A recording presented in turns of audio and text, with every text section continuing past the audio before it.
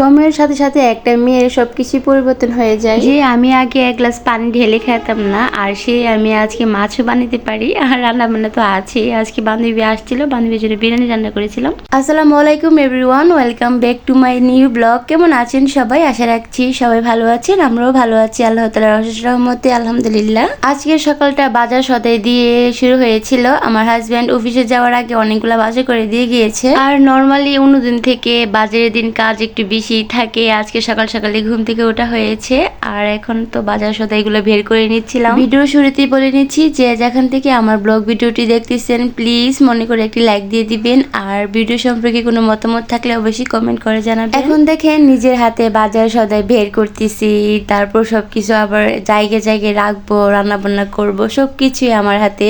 আর একটা সময় বিয়ের আগে মা যখন বাজার করে নিয়ে আসতো, মানে উকি দিয়ে দেখতাম মনে আছে মা কি নিয়ে আসছে বাজার থেকে। মেয়েদের জীবন ভাই, মেয়েদের জীবন যে কতটা পরিবর্তনশীল আমি নিজে মানে মাঝে মধ্যে ভাবি যে আসলে আমি মিলি কেমন ছিলাম আর এখন কেমন হয়ে গেছি। সংসারের সব দায়িত্ব আমার কাছে, মানে আমার হাতে। আর একটা সময় ছিল আমার বাজার করলে আসলেই মানে দেখতাম না আইসা যে আম্মা কি নিয়ে আসছেন বাজার থেকে, মানে এগুলো দেখতাম না।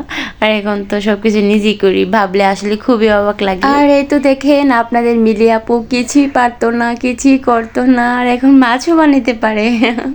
কি করব বলেন, পরিস্থিতির শিকার। আমার হাজবেন্ড যে কি করে মাঝে মধ্যে। গত কয়েকদিন আগে অনেকগুলো ছোট ছোট মাছ আনা হয়েছিল, অনেকগুলা মাছ আনা হয়েছিল, তো ওইগুলা আম্মা ভাবি বানিয়ে দিয়েছিল। আর আজকে ও পাঙ্গাস মাছ, তেলাপিয়া মাছ এগুলো নিয়ে আসছিল, এগুলো বাসে ছিল না। তো পাঙ্গাস মাছটা ওরও পছন্দ, আমারও পছন্দ। আর এই মাঝারি সাইজের তেলাপিয়া মাছটা ও আস্ত ভুনা খাইতে পছন্দ করে, সেজন্য সবসময় প্রায় সময় নিয়ে আসে। তো আজকে কি করছে, ও এই মাছটা বানিয়ে আনে নাই, কারণ ওর নাকি সময় নাই, মানে ওর অফিসের টাইম হয়ে গিয়েছিল আর অনেক ভিড় ছিল, সেই জন্য পাঙ্গাস মাছটা বানিয়ে নিয়ে আসছে, আর তেলাপিয়া মাছটা বানিয়ে নিয়ে আসে না। শুধু আজকে না, মাছ বানাতে দেরি হলে ও না তেলাপিয়া মাছটা বানিয়ে নিয়ে আসে না, বলে এই মাছটা নাকি সহজ বানাইতে। আসলে কি সহজ বলেন তো? আর ও অন্যান্য সময় যদি শুক্রবারে যায়, শুক্রবারে অনেক ভিড় থাকে এমন করে, আর অন্য সময় যদি অফিস থাকে এরকম করে। যাই হোক, অনেক কষ্ট করে মাছটা বানিয়েছি আজকে, আর ভাবিকে আমাকে বলি নাই, কারণ এই কয়েকটা মাছ আমি বানিয়ে নিয়েছি কষ্ট করে। এরপর তো আলহামদুলিল্লাহ অনেক অনেক কাজ শিখছি, কিন্তু মাছ বানানোটা আসলে আমাকে দ্বারা হয় না কেন জানি। তারপর দুইটা মুরগি নিয়ে আসছিল, মুরগিটা আমাদের বাসায় লাগে, অনেক সময় অনেক কিছু রান্না করা হয়, তো মুরগিটা আবার আমি সুন্দর করে বানাতে পারি। সবকিছু কোটা বাচ্চা করে রেখে দিয়েছি। আজকে আমার ফ্রেন্ড আসবে, ফ্রেন্ডের হাজবেন্ডকে নিয়ে। ভাইয়া সৌদি আরব থেকে আসছে, অনেকদিন ধরে বলতেছিলাম ভাইয়া আসার জন্য, তো আজকে অফিসে আসছে। আমি অফ ক্যামেরাতে অনেক অনেক বেশি কাজ করেছি গাইস, সবকিছু দেখাই নাই। সবকিছু দেখাতে গেলে মনে করেন আমার কাজ অনেক বেশি দেরি হয়ে যাবে, সেজন্য আর দেখানো হয় নাই। বাজার সদাই সবকিছু আমি অফ ক্যামেরাতে গুছিয়ে নিয়েছি। তারপর আমার ফ্রেন্ড আসবে, ফ্রেন্ডের হাজবেন্ড আসবে, ওদের জন্য বিরিয়ানি রান্না করেছি। তারপর আমি শাওয়ার দিয়ে নিয়েছি, আর এখন একটু টুকটাক বিছানা, তারপর হালকা পাতলা কাজগুলো করতেছিলাম, যেগুলা আমার ছিল আর কি, সেগুলা। আমার বান্ধবী আসবে সেই জন্য সে বাসায় ছিল, চলে আসছিল আর কি। ওরা ভাবছে যে কি করতেছিল এখানে। সকাল সকাল কাজ শুরু করলে না, মানে খুব তাড়াতাড়ি কাজ শেষ হয়ে যায় আমার কাছে মনে হয়।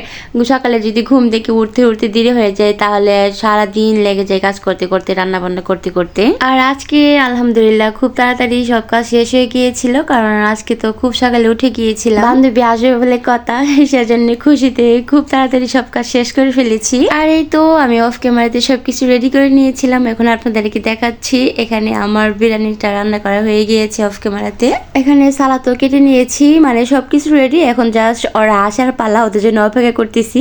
আর বিরিয়ানি রান্না করা হয়ে গিয়েছে, এখন জাস্ট উপরে আমি বেরেস্তাটা দিয়ে দিব। আমার আজকে যে বান্ধবীটা আসবে সে ছিল হিন্দু ধর্মের আর কি, সেজন্য আমার এই বান্ধবীর জন্য বিরিয়ানি রান্না করেছি, মাংস টাংস রান্না করা হয় না, যেহেতু ওরা অন্য ধর্মের।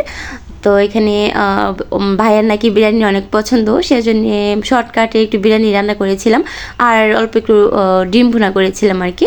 আর ভাইয়াদেরকে অনেকদিন ধরে বলতেছিলাম, ভাইয়ারা একবার বলতেছে আসবে, আরেকবার বলতেছে আসবে না, এরকম আর কি। আজকে 2-3 দিন ধরে বলতেছিল আসবে আসবে। আমার প্ল্যানিং ছিল যে সাথে অন্য কিছু করব, কিন্তু বাচ্চা নিয়ে তারপর ভাইয়াও 2-3 দিন ধরে বলতেছিল একবার আসবে আরেকবার আসবে না, সেজন্য যতটুকু পেরেছি ততটুকুই করেছি। আমার বাবু হওয়ার পর আমার বান্ধবী আর আসে নাই, মানে ও একটু ঝামেলায় ছিল, আসবে আসবে করে আর আসে নাই আর কি।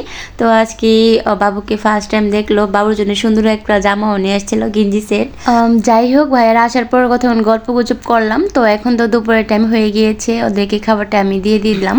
আমার ছেলেটা মাশাল্লাহ মাশাল্লাহ আলহামদুলিল্লাহ, ও না যদি আমাদের বাসায় আউট কেউ আসে তাহলে প্রথমে একটু দেখে ঠোঁটটা একটু ভাঙবে, মানে একটু আনে, তারপর আবার ঠিক হয়ে যায়। দেখেন না, ও আমার বান্ধবী কিন্তু আজকে প্রথম দেখছি, তাও কিন্তু ওর কাছে যাচ্ছিল, ওকে অনেক পছন্দ করছে আর কি। আর আমার বান্ধবী তো খাবার রেখে হয়ে বাবুকে বারবার কোলে নিচ্ছিল। তো যাই হোক, খাওয়া দাওয়া করার পর আমরা অনেকক্ষণ পর্যন্ত আড্ডা দিয়েছিলাম। তারপর এই তো এখন আমরা সন্ধ্যা টাইমে একটু চা খাচ্ছিলাম সবাই মিলে। মাশাআল্লাহ মাশাআল্লাহ বাবা, মাশাল্লাহ আমার ছেলেটাকে সবাই মাশাল্লাহ বলবেন। আর ওর টিপটা না কোনাতে ছিল, আমি মাঝখানে এনে দিয়েছিলাম আর কি। তো যাই হোক, অনেকক্ষণ আড্ডা দেওয়ার পর আমার বান্ধবীরা চলে গিয়েছিল, অনেক বললাম যে রাত্রে খাওয়া দাওয়া করে যেতে, কিন্তু ওর যায় নাই। আর সন্ধ্যার পর ও একটু বাইরে গিয়েছিল, তো বাসার জন্য টুকটাক কিছু প্রয়োজন ছিল জিনিস, টিস্যু, বাবুর দুধ, তারপর বাবুর বডি ওয়াশ, বাসার জন্য বিস্কিট, এগুলো ও নিয়ে আসছে। এখন এগুলো আমি একটু রিফিল করে নিচ্ছিলাম। জনসনের এই বডি ওয়াশটা আমি প্রথমে বাবুকে ব্যবহার করাবো, দেখি কেমন লাগে। যাই হোক, কথা বলতে বলতে একবারে শেষ মুহূর্তে চলে আসছি। সবাই অনেক বেশি ভালো থাকবেন, আমাদের জন্য অনেক বেশি দোয়া করবেন, আপনাদের জন্য দোয়া রইল। আসসালামু আলাইকুম, আল্লাহ হাফেজ।